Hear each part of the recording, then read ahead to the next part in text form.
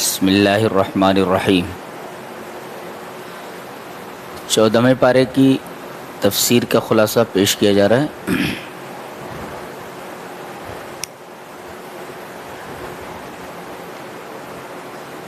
سورہ ہجر چل رہی ہے۔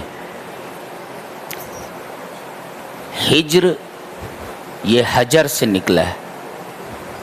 حجر مینس اسٹون، پتھر۔ اصحاب الحجر صالح علیہ السلام کی قوم کو کہا جاتا ہے، قوم سمود۔ یہ پہاڑوں سے، پتھروں سے محلات تراشتے تھے۔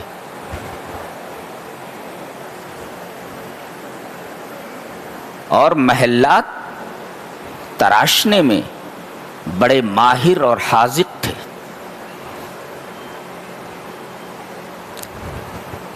یہ پہاڑوں سے گھر کیوں تراشتے تھے؟ تاکہ وہ طوفانوں سے، بجلیوں سے، زلزلوں سے محفوظ رہیں۔ جانتے ہیں ان کے اوپر چیخ بھیج دی گئی۔ چیخ تو کہیں بھی جا سکتی ہے۔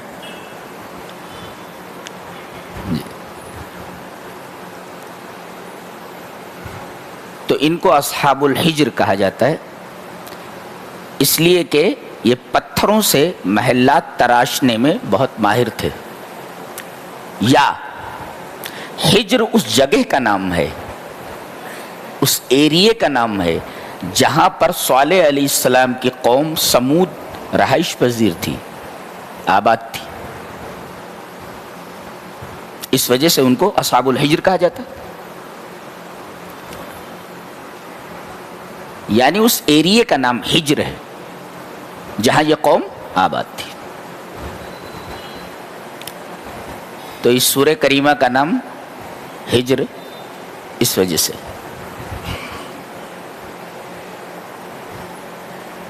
فرمایا گیا، بہت غور سے سنیے، کیا کائنات کی تھیسس ہے یہ کائنات کی۔ ربما یود الذین کفروا لو کانوا مسلمین، یہ بار بار تمنا کریں گے۔ کون؟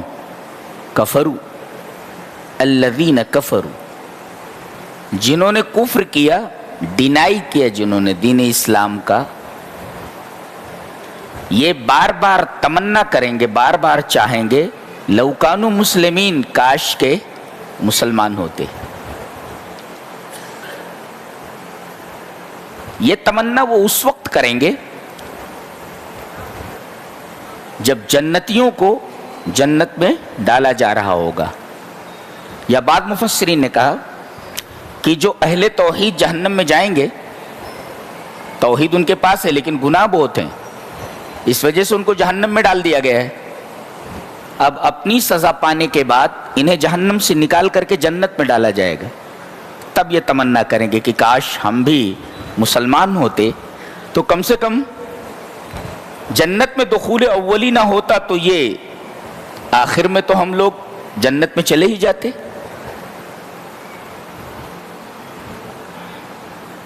ایک مفسر نے ایک بڑا نفسیاتی نقطہ بیان کیا ہے، یعنی سائیکولوجیکل پوائنٹ۔ کیا ہے وہ؟ سائیکولوجی کا پوائنٹ کیا ہے؟ وہ کہتا ہے کہ روبما اس کے کئی معنی ہوتے ہیں، روبما کے، اور مفسر کہتا ہے کہ یہ لفظ قرآن میں صرف ایک بار آیا ہے، یہیں ایک ہی بار آیا ہے۔ اس کا معنی ہوتا ہے ایٹ ٹائمز، کبھی کبھار۔ اس کا ایک معنی ہوتا ہے مے بی، ہو سکتا ہے، ممکن ہے، اٹ از پاسبل، ممکن ہے۔ جیسے اور مئی، شاید۔ شی may have left his umbrella on the bus، اس نے شاید اپنا چھاتا بس میں چھوڑ دیا ہوگا، ایسا۔ she may have left۔ تو तो रूबमा का एक मतलब होता है एट टाइम्स, कभी कभी।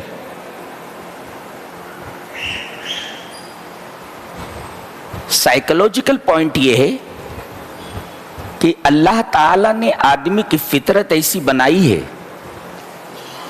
कि वो कभी कभी हक को कबूल करना चाहता है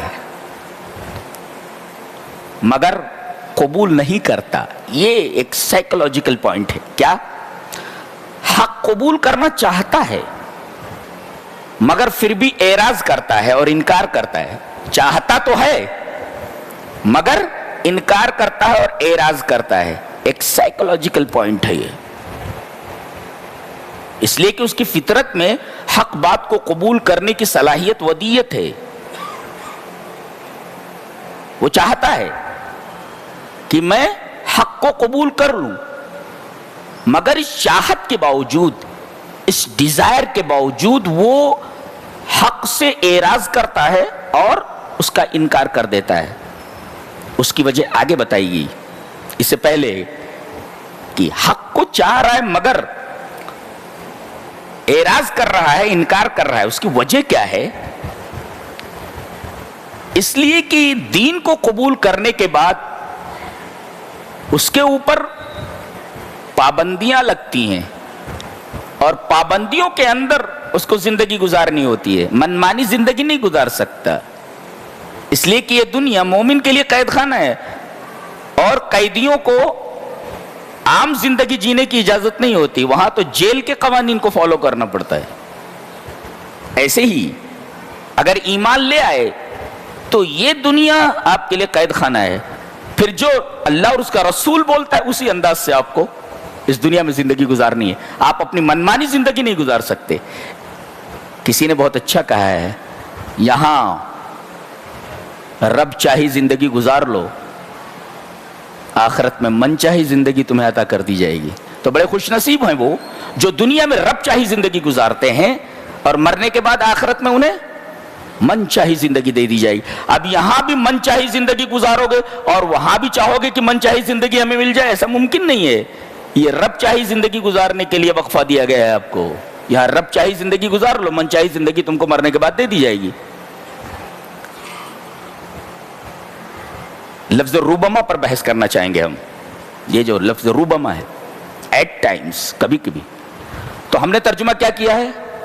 ये बार बार तमन्ना करेंगे। तो बार बार तमन्ना करेंगे तो तकसीर का माना है ये, जबकि ये रूबमा लफ्ज तकलील के लिए आता है, किल्लत बयान करने के। एट टाइम्स, एट टाइम्स यानी कभी कभी ऐसा होता है। ये इसके लिए, तकलील के लिए बना है ये। और तर्जुमा हमने क्या किया है? तकसीर के लिए। क्यों? इसलिए कि अरबों की आदत है जब किसी चीज की कसरत को बयान करना होता है तो वो उस लफ्ज को इस्तेमाल करते हैं, उस लफ्ज को जिक्र करते हैं जो किल्लत के लिए बना हुआ होता है। ये उनकी आदत है। जब वो कसरत को बयान करना चाहते हैं तो उस लफ्ज को लाते हैं, उस लफ्ज का इस्तेमाल करते हैं जो लफ्ज तकलील के लिए बना हुआ होता है। एट टाइम्स को ए लॉट ऑफ टाइम्स का माने लेते हैं। बना है एट टाइम्स के लिए और इस्तेमाल क्या करते हैं? Many times, a lot of times, इसके लिए इस्तेमाल करते हैं। कायदा है और ये ज़बान अरबी है और ये अरबों की ज़बान में नाजिल हुई है और उनके मुहावरात का और उनके अंदाज़ तकल्लुम का लिहाज किया गया है कुरान हकीम में।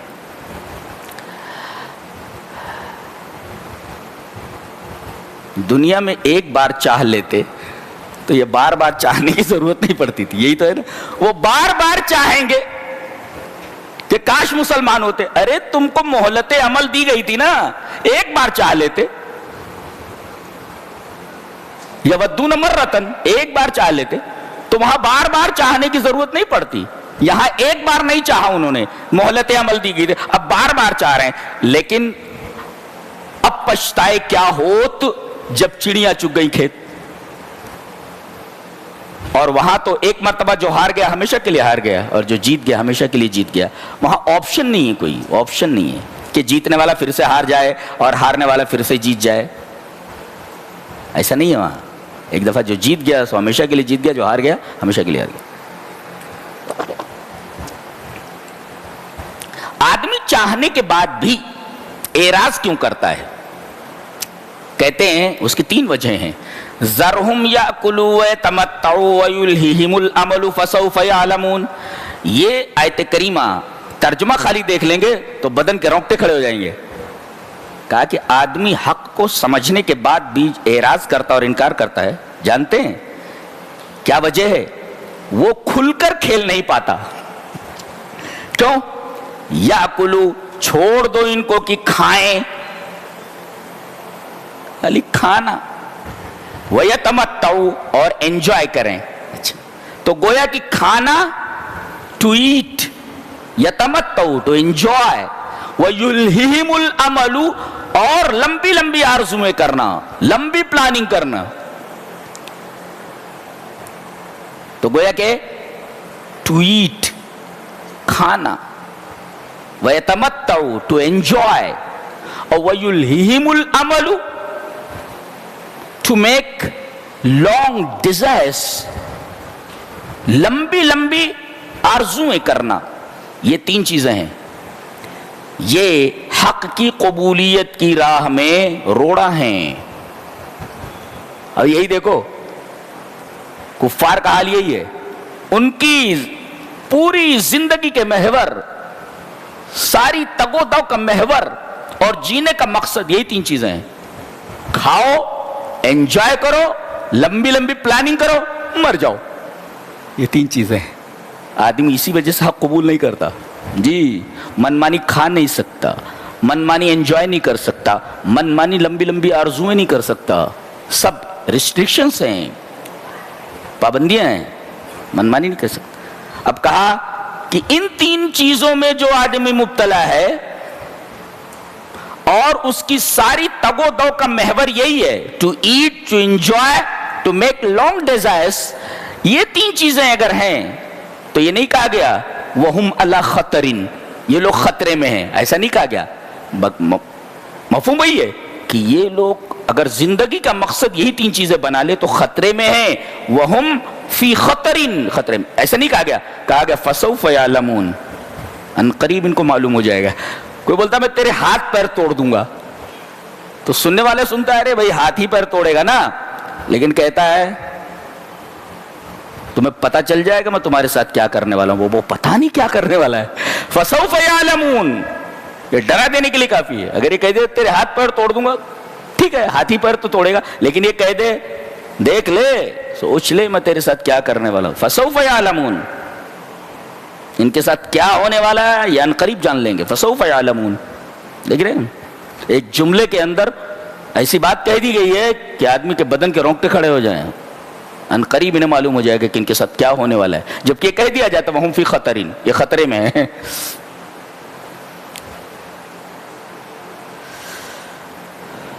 اس کے بعد قرآن حکیم کی ایک صفت بیان کی جا رہی ہے کہ قرآن حکیم محفوظ ہے. اور یہ قرآن حکیم کا معجزہ ہے کہ 1400 سال گزر گئے، کوششوں کے باوجود نہ اس میں کوئی تحریف ہو سکی ہے نہ اس میں کوئی تصحیف ہو چکی ہے. یہ قرآن حکیم کا معجزہ ہے اور دنیا کی واحد کتاب ہے جس کے بارے میں پورے اعتماد اور پورے ایقان، پورے اذعان اور پورے یقین اور تیقن کے ساتھ یہ کہا جا سکتا ہے کہ یہ کتاب از اول تا آخر محفوظ ہے. کیوں؟ اس لیے کہ اللہ نے اس سے پہلے کسی نبی کی کتاب کی حفاظت کی ذمہ داری نہیں لی تھی. اس کتاب کی حفاظت کی ذمہ داری رب تعالی نے لی ہے، لہذا اس کتاب کے بعد اب کوئی کتاب آنے والی نہیں ہے، لہذا اس کتاب کی حفاظت قیامت تک کی جائے گی. اور ظاہر ہے کہ مسلمان اس کے ساتھ جڑے ہوئے ہیں تو یہ قیامت تک رہنے والی کتاب ہے، لہذا مسلمانوں کو مٹایا نہیں جا سکتا. جب تک یہ کتاب موجود ہے اس کے پڑھنے والے ضرور موجود رہیں گے. جی فرمایا گیا اِنَّا نَحْنُ نَزَّلْنَا الذِّكْرَ وَإِنَّا لَهُ لَحَافِظُونَ، ہم نے ذکر کو نازل کیا ہے اور ہم ہی اس کی حفاظت کرنا. یہ قرآن نہیں کہا، ذکر کہا. کیوں؟ اس میں بھی ایک عجیب بات ہے، شاید آپ نے سنا ہو. دیکھو عرب جو ہے وہ دو ہی کلام کی 2 ہی صنف سے واقف تھے. ایک تو شعر و شاعری، ہر تیسرا چوتھا آدمی شاعر ہوتا تھا، عورتیں شاعر ہوا کرتی تھی جی۔ تو کلام کی دو صنفیں ان کے ہاں پائی جاتی تھی، ایک تو شعر و شاعری اور دوسرے اساطیر، قصے، چوپالوں میں بیٹھتے تھے اور قصے اسفندیار کے، رستم کے شروع رہتے تھے۔ تو ان کے ہاں دو چیزیں، کلام کی دو صنفیں پائی جاتی تھی، کون کون سی؟ شعر اور دوسرے اساطیر، قصے، کہانیاں۔ اللہ تبارک تعالیٰ نے فرمایا یہ قرآن نہ شعر ہے اور نہ اساطیر، قصے کہانیاں نہیں، یہ ذکر ہے، یہ ذکر ہے۔ یہ اس لیے نازل ہوا ہے تاکہ فطرت کے اندر جو چیز ودیت تھی، فطرت کی آنکھوں سے جو چیز اوجھل ہو گئی ہے، یہ اسے یاد دلا دے۔ گویا کہ قرآن حکیم فطرت کی آواز ہے، یہ کوئی نئی چیز نہیں ہے، تو فطرت کی آواز ہے یہ جی۔ اور لہذا جو فطرت سلیم ہوتی ہے وہ فوراً اس کی طرف آگے بڑھتی ہے، اس کو لینے کے لیے، ایکسپٹ کرنے کے لیے۔ اس وجہ سے اس کو ذکر کہا گیا۔ یہ ایک جامع اور ایک عجیب و غریب تسمیہ ہے ذکر۔ عرب اس سے ناشنا تھے کہ ذکر بھی کوئی چیز ہوتی ہے، بولے ہم لوگ تو جو ہی چیزیں جانتے ہیں، کلام کی دو ہی صنف سے ہم واقف ہیں، ایک تو شعر و شاعری اور دوسرا اساطیر۔ یہ ذکر کیا ہے؟ فرمایا کہ یہ ذکر ہے، یہ اِنَّا نَحْنُ نَزَّلْنَا الذِّكْرَ، ہم نے اس کو نازل کیا ہے۔ اچھا دیکھو، تو اوپر سے آئی ہے نا، لہذا اس کو پکڑو تو اوپر جاؤ گے، چھوڑ دو گے تو پستی میں جانے ہی والے ہو۔ لہذا حدیث میں کہا گیا بے شک اس کتاب کے ذریعے اللہ قوموں کو اٹھائے گا اور اس کتاب کے ذریعے لوگوں کو پستی کے تحت الثری میں ڈال دے گا۔ پکڑو گے تو اوپر جاؤ گے، چھوڑو گے تو پستی میں چلے جاؤ گے۔ وَإِنَّا لَهُ لَحَافِظُونَ، ہم اس کی حفاظت کرنے والے ہیں۔ اور حفاظت کیسی؟ اللہ اکبر، دنیا میں سب سے زیادہ پڑھی جانے والی کتاب یہی ہے، سب سے زیادہ لکھی جانے والی کتاب یہی ہے، اور سب سے زیادہ چھاپی جانے والی کتاب ہے، سب سے زیادہ چھپتی ہے، سب سے زیادہ پڑھی جاتی ہے۔ اور اس کتاب کا اعجاز یہ ہے کہ ہر گلی میں آپ کو کوئی نہ کوئی حافظ مل جائے گا جو پورے قرآن کا حافظ ہو۔ چھوٹے چھوٹے 4-4 5-5 سال کے بچے اس کتاب کے حافظ ہوتے ہیں۔ یہ قرآن حکیم کا اعجاز ہے، یہ حفاظت کا ایک انداز ہے کہ تم کتابیں جلا دو، جتنے قرآن موجود ہوں وہ سب کو جمع کر لو، سب کو جمع کرنے کے بعد جلا دو، کوئی فرق نہیں پڑتا۔ میں ہی بیٹھا ہوا ہوں، میں حافظ ہوں، 12 سال کی عمر میں میں نے حفظ کر لیا تھا، لکھ دوں گا پورا قرآن، لکھ دوں گا۔ تو تم قرآن جو ما بین الدفتین ہے، ما بین الدفتین، 2 دفتیوں کے درمیان ہے، اسے تم جلا سکتے ہو، کاغذ ہے، لیکن جو سینوں میں ہے اس قرآن کو کیسے جلا سکتے ہو؟ سفینوں میں موجود جو قرآن ہے اسے جلا سکتے ہو، مگر سینوں میں جو قرآن موجود ہے اسے کیسے جلاؤ گے؟ یہ قرآن حکیم کی حفاظت کا ایک انداز ہے۔ اور کبھی کبھی ایسا ہوتا ہے کتاب کی حفاظت ہو مگر لوگ اس کا معنی نہ سمجھتے ہوں تو کتاب ضائع ہو جاتی ہے۔ اس کی تفسیر لکھنے والے ہزاروں مفسرین ہیں جی، اور ایک بتانے والا تو میں ہی بیٹھا ہوا ہوں، ٹوٹا پھوٹا آپ کے سامنے بتا ہی رہا ہوں۔ یہ اس کتاب حکیم کا اعجاز ہے۔ اچھا ایک بات اور، کسی نے کہا ہے اور شاید ٹھیک ہی کہا ہے کہ اللہ تبارک و تعالیٰ نے مسلمانوں کی حفاظت کی ذمہ داری نہیں لی ہے، قرآن کی حفاظت کی ذمہ داری لی ہے۔ لہذا اگر مسلمانوں کو اپنی حفاظت مطلوب ہے تو قرآن کے قلعے میں آ جائیں، قرآن کے قلعے میں آ جائیں تو محفوظ ہو جائیں گے، اس سے باہر نکلے مار دیے جائیں گے۔